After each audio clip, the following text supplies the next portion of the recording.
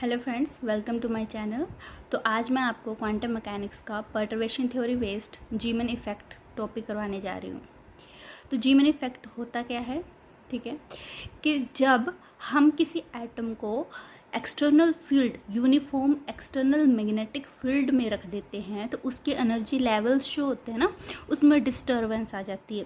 तो हम कहते हैं कि the change in the energy level of an atom when it is placed in uniform external magnetic field is called the जीमन effect. ठीक है, मतलब मैग्नेटिक फील्ड के एटम को मैग्नेटिक फील्ड में रखने पे उसके एनर्जी लेवल में जो चेंज है उसे जीमन इफेक्ट कहते हैं। चलो अब देखते हैं कि एनर्जी में चेंज कैसे कैसे आता है, राइट। तो let us consider that the field strength B field लग रही है। किस पे लग रही है? हमने एटम कौन माना? ओना hydrogen atom. So that an electron of reduced mass mu, ठीक है, म्यू जो होता है वो क्या होता है? रिड्यूस्ड मास होता है, ठीक है, carrying the charge minus e moving in a field whose vector potential is A. अब आपको पता है, इलेक्ट्रोमैग्नेटिक थ्योरी में भी पढ़ा होगा आपने कि बी का ए वेक्टर पोटेंशियल के साथ क्या रिलेशन होता है मैग्नेटिक फील्ड का। B is equal to del cross A, और ए को बी की टर्म में कैसे लिखा जा सकता है? Half v cross r. अब नेक्स्ट क्या है? The classical Hamiltonian of a particle of mass mu carrying charge minus e moving in a field of vector potential A may be expressed as। अब कहा जा रहा है कि ये जो पार्टिकल है ना, इसे फील्ड में रखा है, ठीक है, तो इससे क्या फ़र्क पड़ रहा है, ठीक है, इसकी एनर्जी को, इसके हैमिल्टोनियन को हम कैसे लिखेंगे? तो हैमिल्टोनियन क्या होता है आपका? एक Hamiltonian is equal to kinetic energy plus potential energy, ठीक है। हैमिल्टोनियन क्या होता है? Kinetic energy plus potential energy. Kinetic energy क्या होती है? हाफ एम बी स्क्वेयर, और इसकी मोमेंटम की फॉर्म में ले तो P square upon 2m। M क्या है यहाँ पर? म्यू। तो मास की जगह क्या यूज़ किया गया?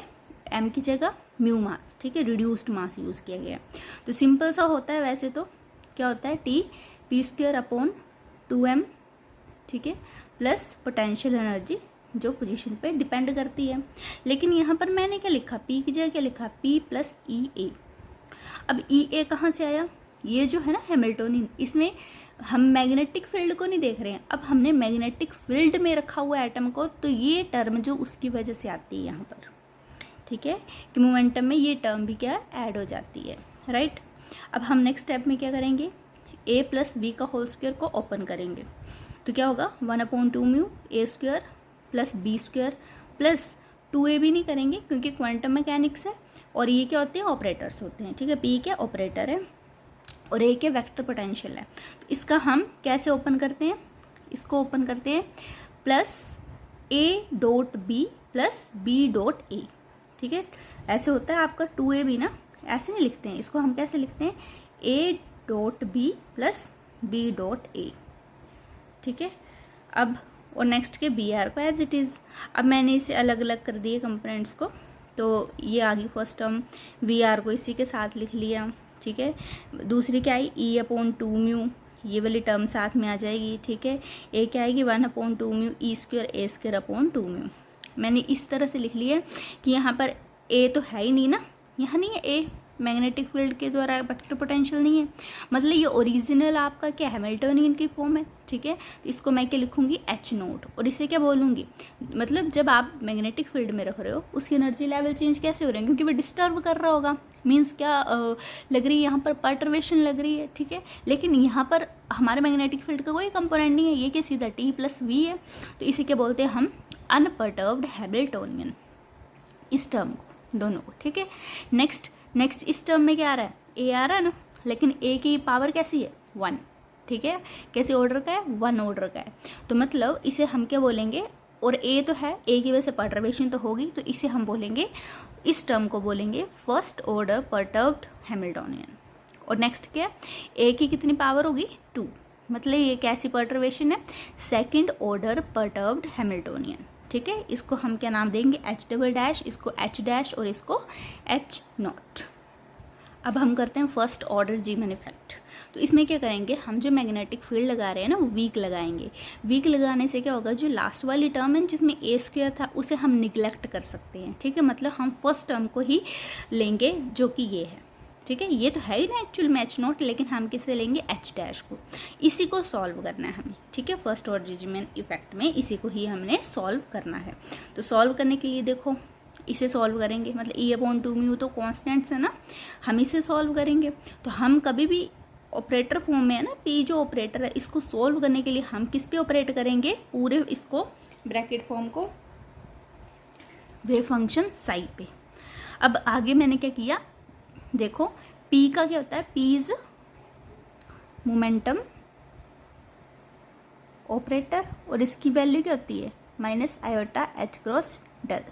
तो इसकी देखो, इसकी वैल्यू को मैंने पुट कर दी माइनस आयोटा एच क्रॉस, लेक इधर क्या है, पी की वैल्यू क्या है, डेल पूरी भर दी, डॉट डॉट के आगे क्या ए और ए के आगे मल्टीप्लाई कर दी साई, आ गया। फिर नेक्स्ट क्या, ए डॉट, अब पी की जहाँ जहाँ होती है ना वहीं उसकी वैल्यू को पुट करना होता है, आगे पीछे नहीं। अब ए डॉट क्या है, इधर पी है ना, पी की जगह ये पुट कर दिया साई।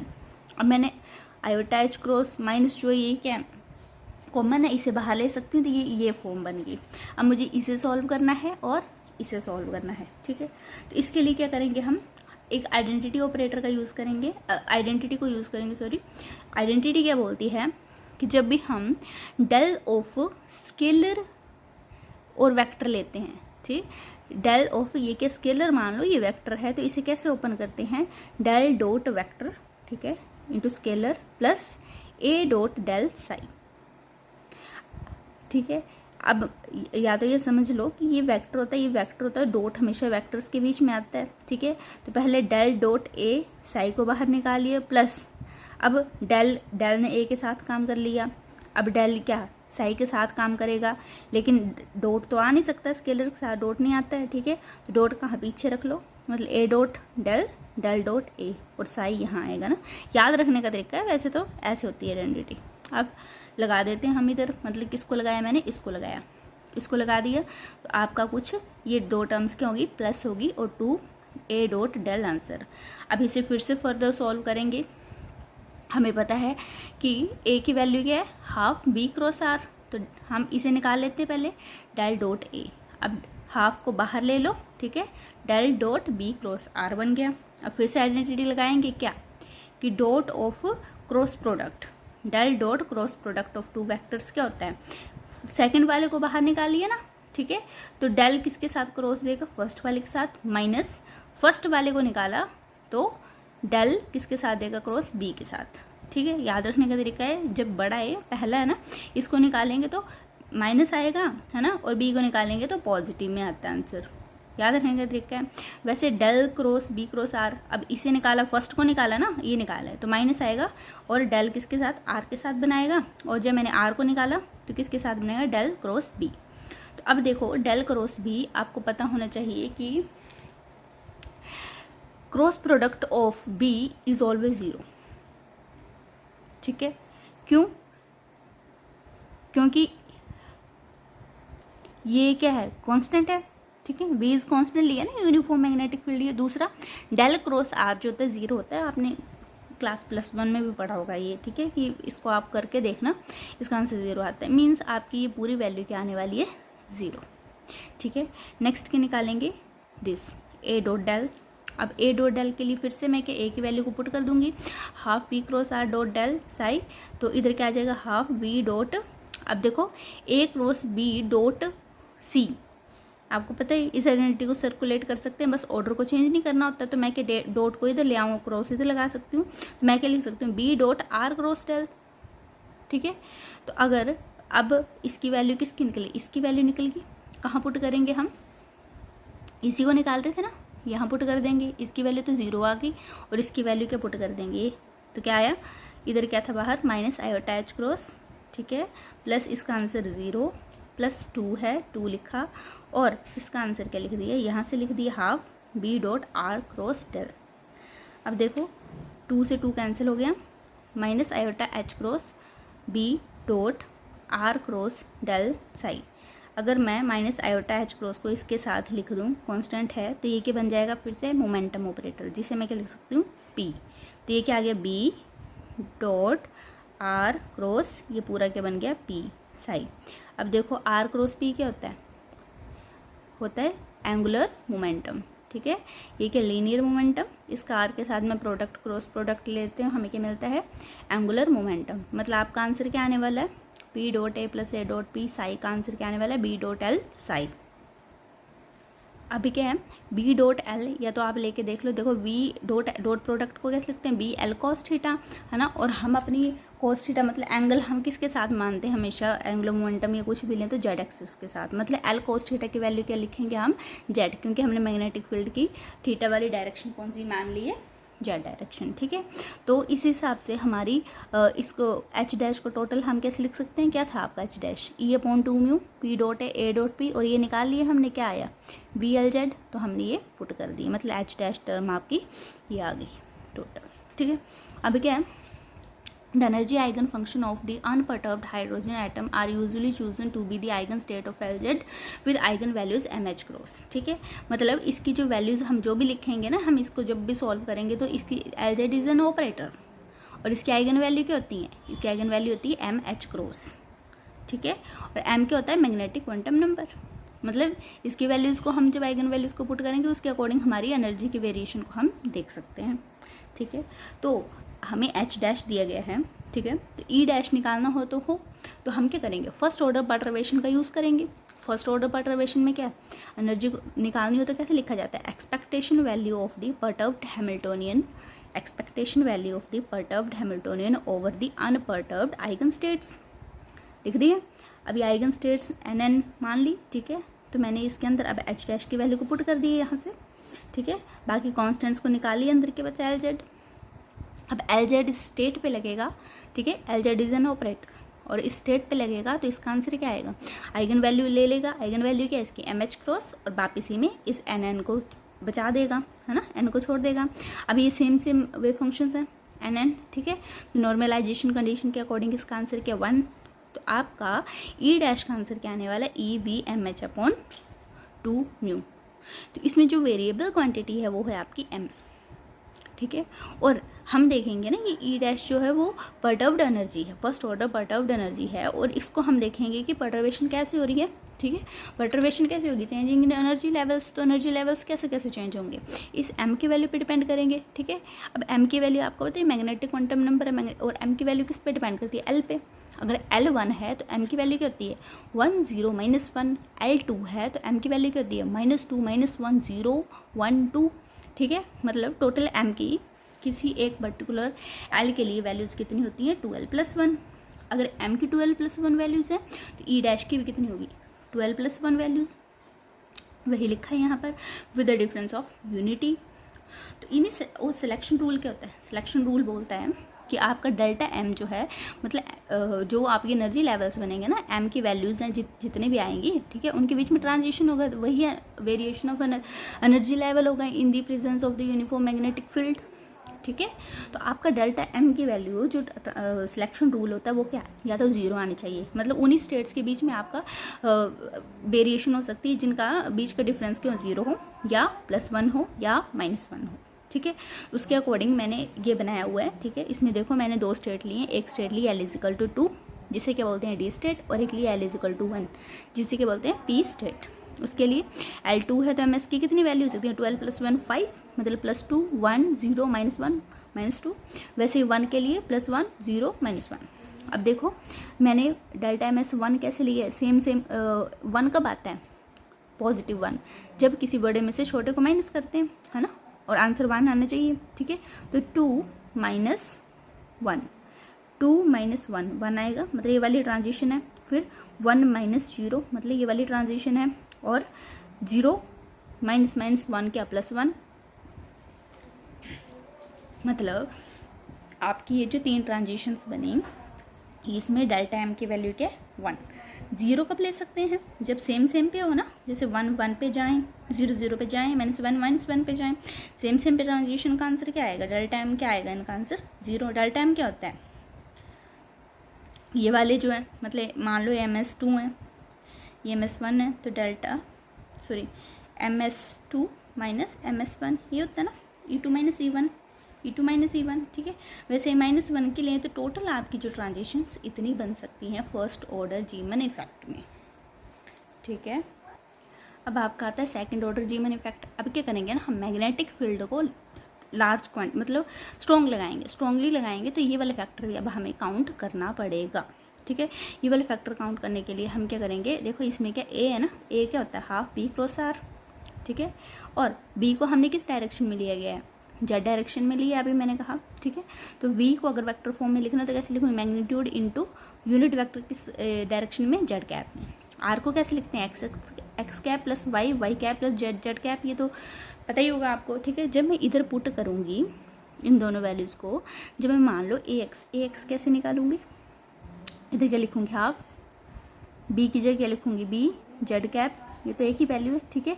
क्रॉस आर की जगह क्या लिखूँगी, आर किस डायरेक्शन में लिए, एक्स में लिए, तो आर एक्स डायरेक्शन में क्या है, एक्स कैप, ठीक है। तो आंसर क्या आने वाला है, half B x, right. Sorry हम पूरे में लिखेंगे पहले। देखो इसमें क्या करेंगे, ए को निकालेंगे ना, ए को कैसे निकालेंगे, हाफ बी की डायरेक्शन में B z cap, cross r को क्या लिखेंगे, एक्स कैप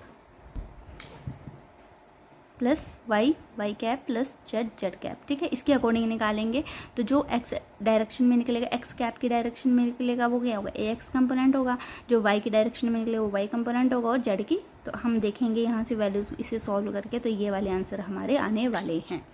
तो यहाँ से हम क्या निकालेंगे, second order perturbation term in Hamiltonian, ठीक है।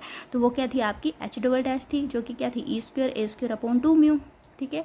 अब ई स्क्वायर अपॉन 2 में ए स्क्वायर को लिख सकते हैं हम ए एक्स स्क्वायर प्लस ए वाई स्क्वायर प्लस ए जेड स्क्वायर, ए एक्स की वैल्यू ए वाई की वैल्यू को पुट करेंगे, ठीक है।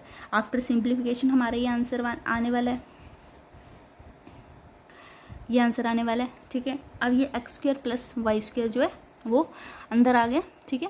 अब हम क्या, और इधर मैंने एन लगा दिया, एन के बताएगा जिस भी एनर्जी स्टेट के लिए इसकी वैल्यूज़ होगी, मतलब ठीक है 1 होगा तो 1 पुट कर देंगे, 2 ठीक है। अगर हम माने कि हम जो कंसिडर कर रहे हैं ना, ठीक है, कि स्फेरिकल सिमेट्री के लिए कंसिडर कर रहे हैं, ठीक है। तो अगर मान लो स्फेयर ही मान लो, ठीक है, उसका इन ऑल डायरेक्शन, ठीक है, एक्स वाई जेड जो रेडियस होता है वो क्या रेडियस ही होता है, रेडियस की बराबर होती है सारी डायरेक्शंस, मतलब x is equal to y is equal to z is equal to radius r, मतलब सारी उसकी जो एक्सिस होती है वो कैसी होती हैं, इक्वल होती हैं स्फेरिकल सिमेट्री के लिए, मतलब r square is equal to x square. तो सारी को मैं अगर सेम लिखूँ, मान लो एक्स ही मान लिया मैंने, तो मैं क्या लिख सकती हूँ 3x स्क्वायर, और एक्स स्क्वायर को क्या मान लिया, और फिर r square is equal to 3x square, तो एक्स स्क्वायर क्या निकालिए आर स्क्वायर अपॉन 3। जब मैंने यहाँ पुट किया, ये और ये दोनों सेम ही है ना, x is equal to y, तो जब पुट किया तो क्या आ गया 2 आर स्क्वायर अपॉन 3 एन, और जब मैंने इसे सारों को बाहर निकाली और क्या लिख दिया आर स्क्वायर एन।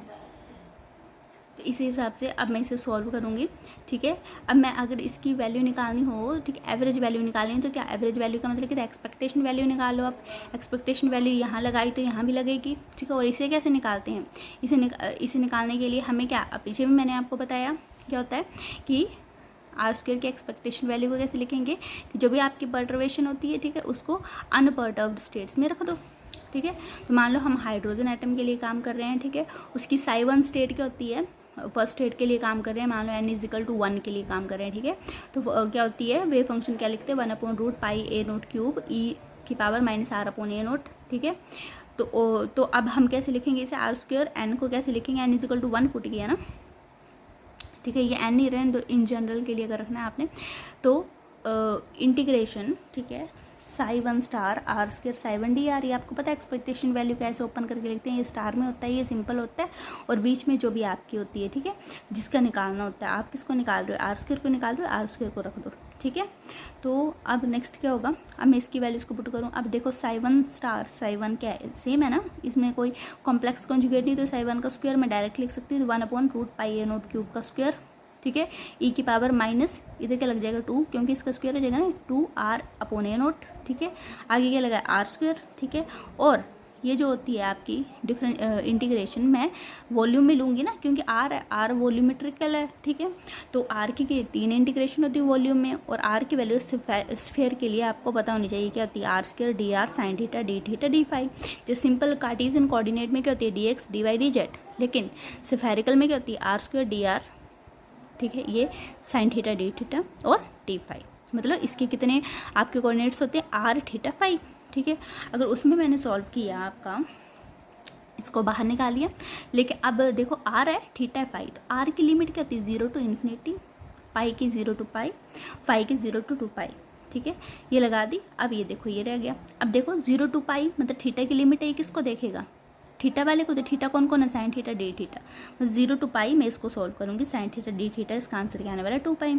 अब 0 to 2 पाई किसकी लिमिट है डी फाई की है ना, तो 0 to 2 पाई और फाई के बस यहीं प्रेजेंट है, तो डी फाई का डायरेक्ट आंसर क्या आने वाला है 2 पाई, ठीक है। तो मतलब दिस इंटू इसकी वैल्यू क्या पुट कर दी 2 साइन थीटा डी थीटा की 2 पाई, तो बच्ची किसकी इंटीग्रेशन आर की 0 to इन्फिनिटी आर की पावर 4 ई की power -2 r upon a naught d r. अब मैं इस आइडेंटिटी का यूज़ करूँगी, इसमें क्या बोलता है आर की जितनी भी पावर हो ई की पावर में माइनस कोई भी कांस्टेंट है आर के साथ, तो इसका आंसर क्या आने वाला है आर की पावर का फैक्टोरियल, आर की पावर का फैक्टोरियल डिवाइडेड बाय आर के साथ जो भी कोफिशिएंट लगा है उसकी पावर, जो भी पावर है ना इसकी उसका +1, ठीक है। मतलब यहाँ पर देखो ये सोल्व किया, ये इधर पावर के 4 फैक्टोरियल डिवाइडेड बाय कोफिशिएंट क्या है देखो 2 अपॉन ए नॉट, इसकी पावर क्या है 4 + 1 क्या हो गया 5। जब मैंने इसे सारे को सॉल्व किया तो आपका आंसर कुछ इस तरह से आने वाला है 3a नॉट स्क्वायर, और h डबल डैश में डाल दिया तो आपका आंसर ऐसे आने वाला है। This equation gives second order जीमन effect under this selection rule delta L = ±L, ठीक है। Thank you.